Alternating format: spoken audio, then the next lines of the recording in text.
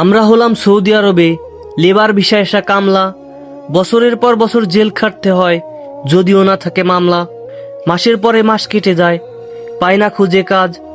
মানুষের কাছে চেয়ে খেতেও লাগে শরম লাজ। এখন নতুন কাজ পেয়ে 3 মাসেও পাইনি বেতন।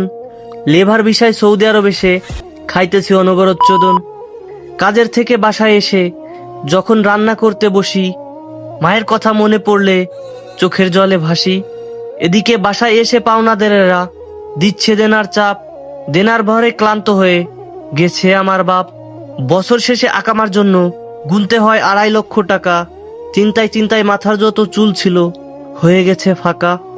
সৌদিতে ভাইয়া আইসেন না যদি, কাজ নাহি জানেন। আমি ভাই ছোট মানুষ, আমার কথাটা স্মরণে রাইখেন। সৌদি আরব শুধুমাত্র হজ করার জন্যই সেরা। এটা নবীর দেশ হলেও এখানে আবু জাহেলেই ভরা।